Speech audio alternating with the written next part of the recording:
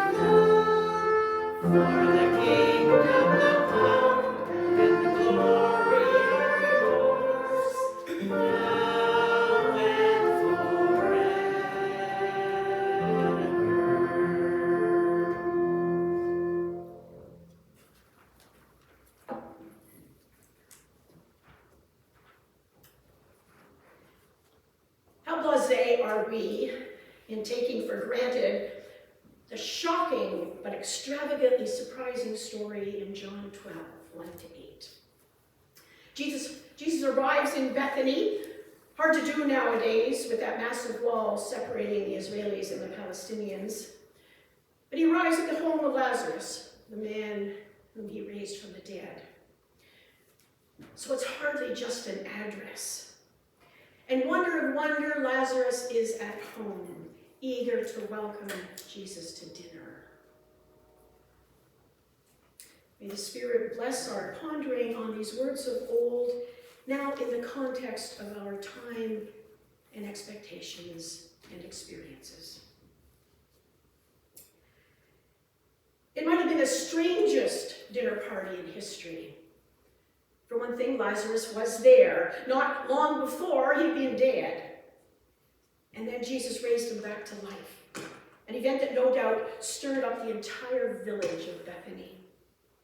So it appears that this dinner party was given in Jesus' honor as a way of thanking him. John notes that Lazarus was reclining at the table with Jesus. What exactly did the others at the table want to say to this man who had been raised from the dead?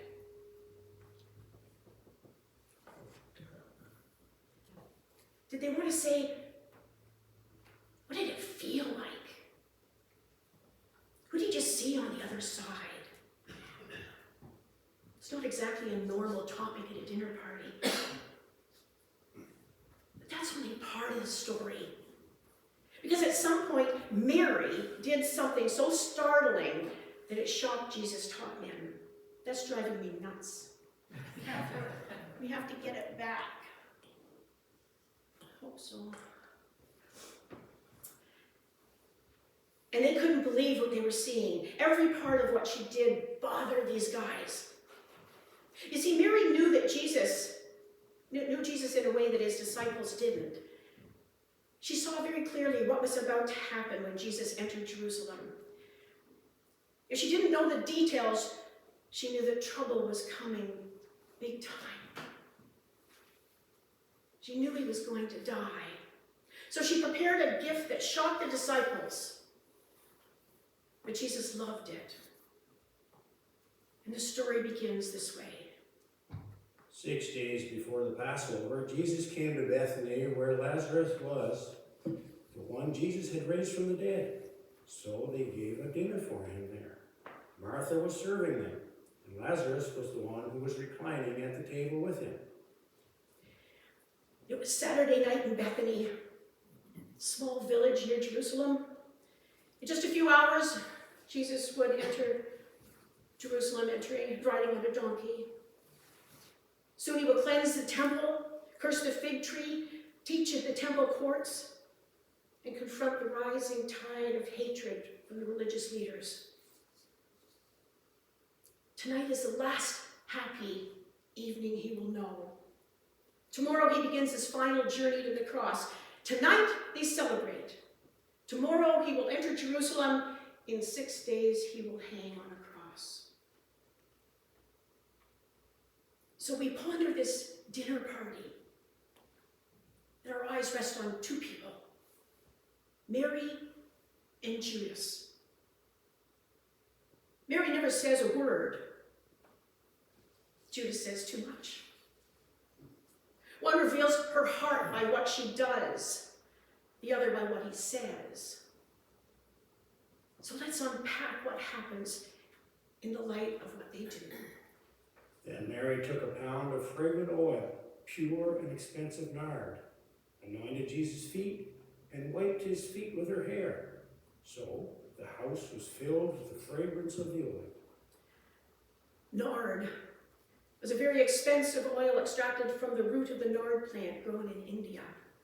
A pound of nard equaled 300 denarii, as Judas reckoned it, meaning it cost the equivalent of 9 months' salary for a working man in Jesus' day. It's hard for us to fathom that, or even to think about it properly, but in today's terms, it would be like spending $45,000 on a bottle of perfume. Who does that? You can buy a nice car for that much. Not only does she have a jar of expensive oil, she pours it on his feet. The fragrance filled the house. To those without allergies, I'm sure it smelled wonderful. It ought to smell good for that amount of money. Is that too much? Is that extravagant? It depends. Certainly that's how the disciples looked at it. So was her gift extravagant in our eyes? Leonardo DiCaprio, the actor, rented a yacht, $400,000 a week to go on a sailing spree. As you can imagine, it came with all the amenities, every fancy adornment. Is $400,000 a week extravagant? Well, it would be to us, but to Leonardo, he's worth $220 million. He probably didn't think of it as being extravagant. Someone said that the most expensive hotel room in the world goes for around $82,000 a night. It's the Royal Penthouse Suite, 12 bedrooms in all, at the Royal President Wilson in Geneva. When I travel, I stay at the Comfort Inn or the Holiday Inn Express. That's about as fancy as I can get. I always consider it just wonderful. After all, I'm sleeping in it most of the time I'm there, so why bother? Bill Gates has stayed at the Royal Penthouse Suite. He's worth $79 billion, so it probably didn't seem extravagant to him. The most expensive bottle of wine in the world sold for $558,000. Is that extravagant? Back a few years, a 1962 Ferrari 250 GTO sold at auction for $34 million. That seems like a lot of money to me, but whoever bought it probably thought it was a good investment. And then there was a story of the $1 million bottle of perfume. The $1 million eventually goes mostly for the bottle, which contains 133 sapphires, 2,700 white diamonds, 15 pink diamonds, a 3-carat ruby, a 4-carat diamond, and assorted other gems. All told, the bottle contains 2,909 precious stones that have been fashioned to resemble the New York City skyline. The process took nearly 1,500 hours to complete. I think we can all agree that's extravagant. Extravagance is in the eye of the beholder. When we talk about something being extravagant, we're usually always talking about someone else, usually someone a lot richer than we are. How much is too much? Nobody really knows. Everybody agrees that the Taj Mahal in India is one of the wonders of the world, built in 1632 by a Shah in memory of his third wife who died in childbirth. What would it cost to replace it? How do you replace the irreplaceable? One internet source estimated the value at 10 billion to 1 trillion. Is that too much? How do you even answer a question like that? Whatever else we may say, Mary's gift didn't seem extravagant to her. She wasn't trying to show off or make a statement about her wealth. John points out that Judas objected to this wasteful extravagance, but Matthew and Mark, in their accounts of the story, make it clear that the other disciples joined in. They were indignant that Mary would spend so much on perfume that she just poured out on Jesus' feet. Why not use the money to feed the poor? Good question. We'll get back to that in a minute. Right now we need to ask, why did Mary do this? Remember that Jesus had recently raised Lazarus from the dead.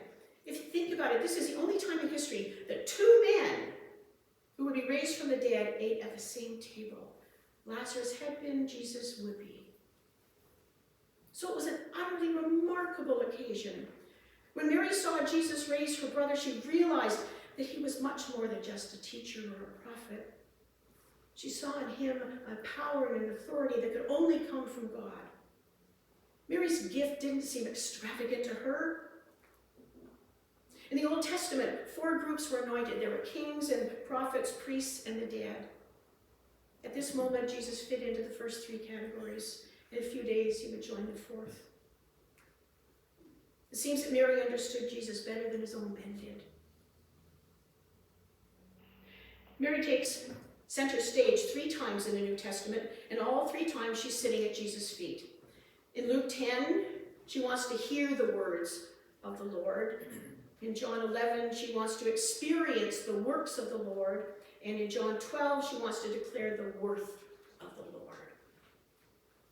She didn't come to eat a meal. She didn't come to fellowship with the others. She didn't come to ask a question. She didn't come to listen. She came to give her best to him. Her desire to honor him moves her to violate the customs of the day. A woman wouldn't normally sit at a man's feet, much less let her hair down in public, and certainly not wipe his feet with her hair. This was, in a sense, a very private act that others were permitted to see. When Judas objects to Mary's anointing his feet with expensive perfume, Jesus responds this way. Leave her alone. She has kept it for the day of my burial. That comment would not have made much sense at that moment. The disciples wouldn't understand it until after the crucifixion. Does it mean that she had special knowledge about his upcoming death? Certainly he had spoken about it on numerous occasions. Perhaps she had the sort of intuition women sometimes have about these things. No doubt she sensed the gathering clouds of hatred and oppression. She would have realized that Jesus didn't fit in the world of the Pharisees and the other religious leaders. No man who hung out with drunkards and prostitutes and who was called the friend of sinners could last very long. He touched a leper. Let a prostitute touch him. Perhaps Mary surveyed the scene and concluded that Jesus, whom she loved, was not long for this world. True love, deep love, honest to goodness love can't be explained. Even when you see it, you don't always understand it. Judas had a good point. But so what? Love has its reasons, and those reasons can't always be spelled out. So what can we say about this woman? Well, she was all in. She was fully committed, and she didn't care what the others thought. I'm sure she hears the remarks that Judas and the others were making, but I doubt that she let them bother her. A woman who would do what she did isn't likely to worry about what others think. Mary's gift to Jesus was so extravagant and so radical, his top men just didn't get it. And that leads us to another thought. If our faith never causes us to do things that make no sense to others, including our Christian friends, perhaps we're playing it too safe. If everything we say and do seems perfectly comprehensible to the world, then we need to do something soul-searching. The world says that Mary was a fool to do what she did. Would the world ever say that about you or I? That's a little too close for comfort for some of us, which is one reason this story is in the Bible. Then one of his disciples, Judas Iscariot, who was about to betray him, said, "Why wasn't this fragrant oil sold for 300 denarii and given to the poor?" He didn't say this because he cared about the poor, but because he was a thief. He was in charge of the money bag and would steal part of what was put in it. Let's keep two things in mind here. Judas isn't yet Judas. We know when this takes place. John says Judas is about to prepare Jesus. Mary anoints Jesus on Saturday night. Judas will betray Jesus in 5 days hence. So Judas isn't the bad guy he's about to become when he makes this objection. And when Matthew and Mark tell the same story, they both point out that many, perhaps most of the other disciples, make the same objection. Judas may have been the one to speak up, but he said what the others were thinking. At this point in the story, no one has any reason to suspect his coming betrayal. After all, you don't put a suspicious person in charge of the money bag. You can trust Sue always. You give it to someone you trust. This means the other disciples held Judas in high regard, and it also means that they were good judges of character. Jesus, or perhaps not, maybe Judas fooled them completely. We don't know. For this moment, let's accept that he was a trusted man. And that brings us to his objection. Remember that 300 denarii, that it would be worth at least $45,000 today? Where did Mary get the money to buy that expensive nard? No one ever talks about that, and it's perhaps useless to even speculate.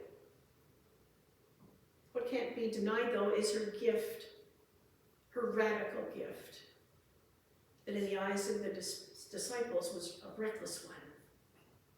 Why waste the perfume by pouring it on Jesus' feet? Why not give it to the poor? Jesus' response shows he welcomes Mary's extravagance. "Leave her alone. She has kept it for the day of my burial. For you always have the poor with you, but you do not always have me." You know, if you read that one way, it makes Jesus sound rather callous, as if he doesn't care about the poor. But he's actually alluding to a passage in Deuteronomy. "There will never cease to be the poor in the land. That is why I am commanding you. You must willingly open your hand to your afflicted and poor brother in your land." It's as if Jesus is saying, don't use your phony compassion as an excuse to criticize Mary. The law commands you to show kindness to the poor. You are always to care for them. Nothing is stopping you from taking your money and giving it to them right now. Seen that way, the words of Jesus are both a rebuke and a challenge. Spend your own money on the poor and stop criticizing Mary for showing such amazing devotion. Here's the fundamental difference between Mary and Judas. Mary loved Jesus. Judas loved money. We can't love Jesus and love money at the same time. We have to choose. We will hate one and love the other. Mary made her choice. Judas made his. I wonder what choice we have made. Jesus was clearly pleased Mary showed such love. That doesn't conflict with caring for the poor. Because in this case, Mary chose the better part, even though the men thought she was crazy to do what she did. But she was right, and they were wrong. And Judas was worse off than anyone that night knew. Mary showed her uninhibited devotion to Jesus, which shocked the men who saw it. In this case, radical love is better than phony compassion. There are several lessons here, including the obvious one, that we shouldn't criticize those who express their love differently than we do. Do we admire him? If we answer yes, then we shouldn't be afraid to let the world know in special ways, and don't worry if others don't understand. 5 things to consider. True love can't be explained, it can only be observed. If we become radical in our love for Christ, our close friends will likely not understand us.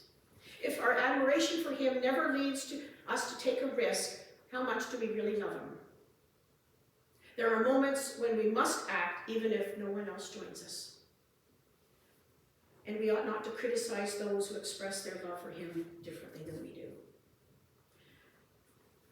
Let's wrap up with one verse, not found in John, but in Matthew's account. Wherever this gospel is proclaimed in the whole world, what this woman has done will also be told in memory of her. Even as Jesus spoke these words, the fragrance of the perfume filled the house. Eventually, that aroma would make its way out and reach those on the roof. And then it would spread to nearby houses. Soon everybody would know about Mary's amazing gift. And she did it for Jesus, but everyone benefited, even Judas who disapproved. Heartfelt worship and service never stays private. Her gift honored Jesus but blessed everyone nearby.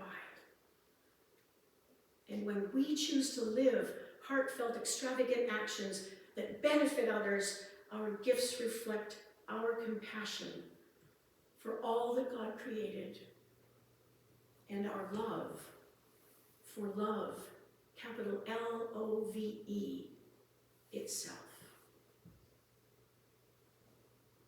Let us sing.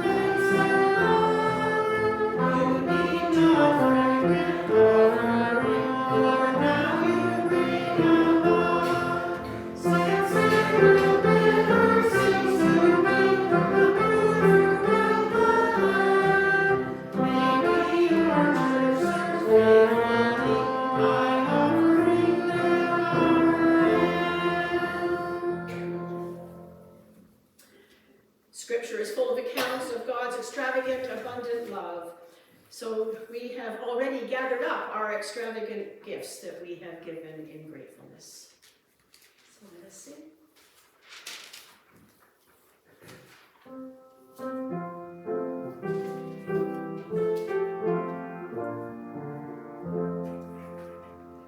Grant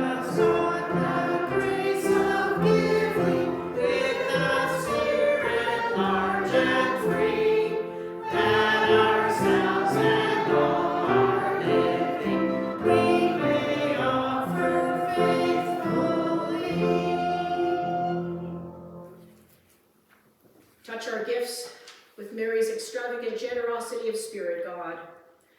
That they may touch the sad, the lonely, and the powerless in the way of Jesus. Amen. Thank you.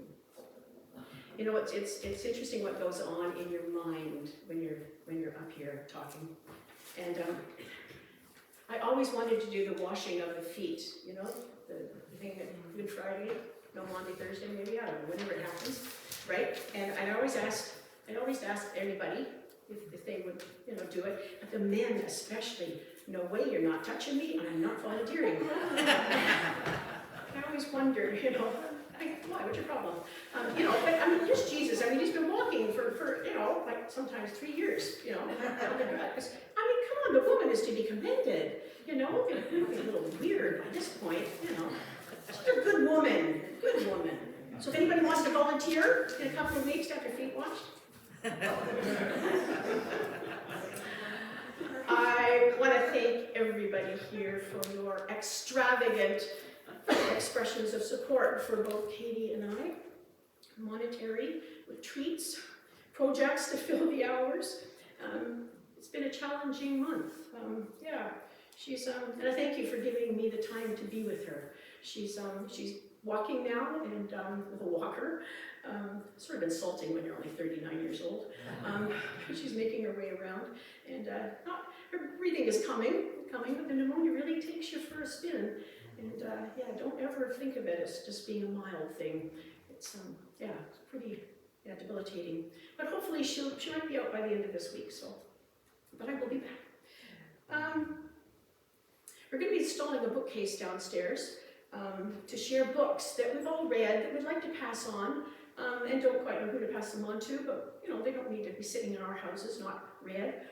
So yeah, I'll be picking it up at IKEA down south. And I'll bring it back, and then so if anybody has books that they want to share, please, yeah, please bring them anytime now. Yeah, that'd be wonderful. Thank you to all those who have cooked and baked and delivered your meals, just to help, just to cheer people up. Just nice to have somebody arrive at your doorstep with a meal. So what we now see, now apparently we're stopping now, but now you've got to think of another project. So sorry, it continues. Yeah, so please, yeah, please think on something we might do to stay out there in the community. Somebody passed this on to me, and it's funny when you read things come up. Did anybody ever know of Bet Huberchek? Okay, so she just died at 101. Anyways, it says here she was born in Englehart, the daughter of 2 pioneers whose families established farmsteads near Charlton and Tomstown in 1905. While clearing the bush, her father discovered a gold showing which was Grub State by Lincoln Nipissing Mining Company. Anyways, this is their farmstead near Charlton was destroyed in a fire, and then they evacuated down south, but the call of the north brought them back, and they owned a Shell gas station and a grocery store in Englehart. Mabel, do you know her? Do you know the Mabel? Yeah, okay. Shannon says she and her family participated in the building of the United Church in Englehart during the Depression. Yeah. So, anyways, her fondest memories of camp were, her fondest summer memories were experienced at Camp Lorraine. Yeah, and ski excursions, visiting clubs at Charlton, Larder Lake, and Whisker, North Bay. Yeah, so this was just handed to me by somebody down south. So, another name to strike off the rolls. Yeah. Yes. Is there anything that anyone would like to share? Other than this is a, man. I would like to thank everybody for all the meals. I thought they were wonderful. And my brother says the same. Yes, Thank yeah. you. Wonderful. We had a good time doing, well, some people had more time than I did, but yeah, it's a good time. Good time was had by all doing it. Yeah. Yeah. I was disturbed when I came back, and we went, Wanda and I went out for dinner there on Friday, and we were going to join some women here in the back room, and man, there had to be 20 people packed in that little tiny back room at Cousins, and nobody had a mask on. I realize you can't eat without a mask, but the people at that big table, like, oh man. And the waitresses weren't wearing masks either. And I don't think that's safe. I really don't. I'm sorry, I needed to do that political statement. But, you know, she came right by and breathed all over Wanda and I, and, you know, we sat out in front. It's not safe. We need to take care of ourselves. You know, as the doctor there on CBC was talking the other day. I can't remember, what was his name? Peter Yoon? Yeah, he said, listen, keep the masks on, and then you'll maybe have a really good summer if we can lift this thing. But don't get so careless that we, you know, are wandering around without them. Yeah, sorry. Yeah. Anyway, except for me, I get to go without a mask. Okay, so this is good. Sorry. Yeah. Well, if there's nothing more to share, then, you know, Mary prays, but she doesn't pray with words. She prays with her body and with her heart. And it's a way that we seldom pray or think of prayer as being offered. Her prayer is part of a tradition as old as the passionate, lyrical, and sensuous Song of Songs. And God has breathed into her and us the spirit of this kind of life. And so it's through our bodies and our actions that we make the journey towards God. So let us think on this as we pray.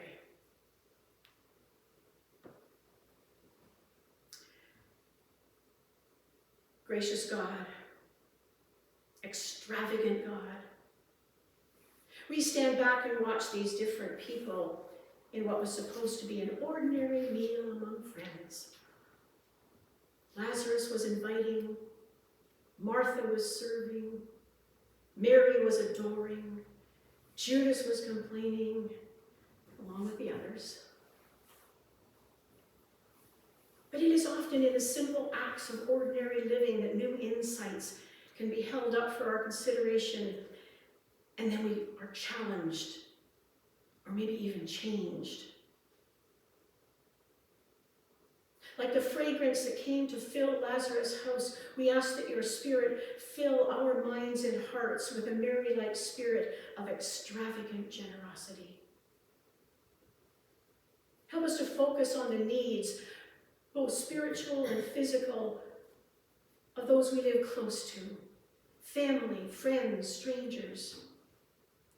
Never let us be unmoved by their plight, because we would rather protect our own security, guaranteeing our own futures.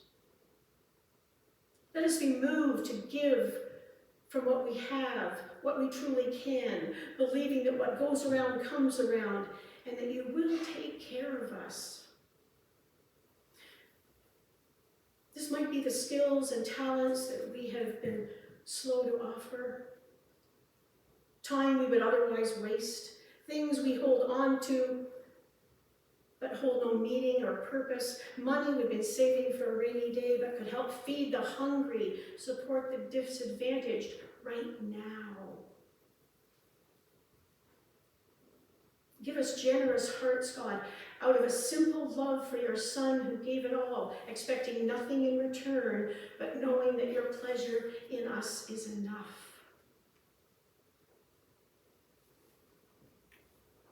Compassionate God, we know that Bruce and Twyla Wilson are mourning the loss of their daughter, and Ruth a niece. But may they hold precious in special corners of their hearts memories of her that will eventually replace tears with smiles. We remember those who came before us in this congregation, whose generosity of time, treasure, and talents ensured that your church would be here for us today. May they be experiencing the pay-it-forward rewards that you assure us will be ours. We continue to keep in our thoughts the people of the Ukraine as they suffer a loss of security, peace, their homeland, their livelihoods, and loved ones. May we all take responsibility as we can to lighten their grief and pain. As we enter the last days of Lent, We are reminded that other faith traditions have special times for remembering and celebrating. And so we think of the Muslim community around the world who entered the month of Ramadan yesterday with the sighting of the crescent moon. As they fast, pray, and reflect in community, may their faith be strengthened and enriched individually and collectively. Within our own circle of family and friends, we keep in our prayers Judy and Arnold, Dot and Andy, and any others who may be recovering from COVID symptoms, and those who are caring for them. May we all take the higher road and continue to protect ourselves from getting this virus and spreading this virus, especially as a new variant emerges. Spring and summer lie ahead of us, so let us prepare ourselves to be able to enjoy them fully. These things, as well as private worries and joys, we hold up to you now for your care.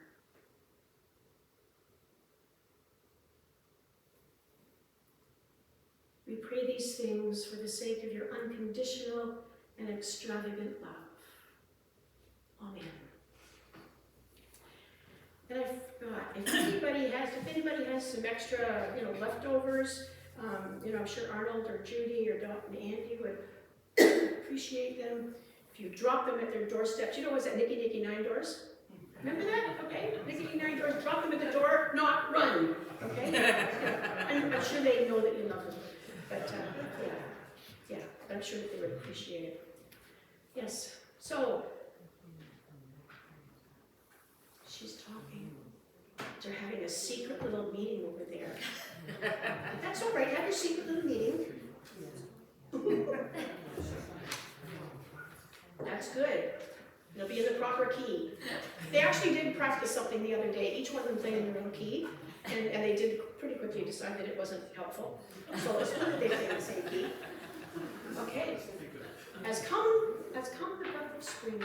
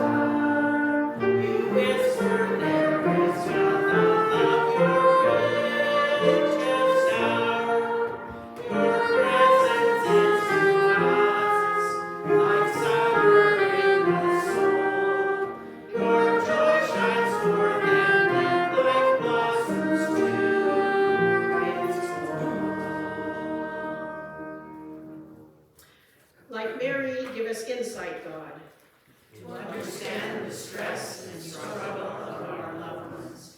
Like Mary, encourage us, God, To extravagantly and generously help those who are hard pressed.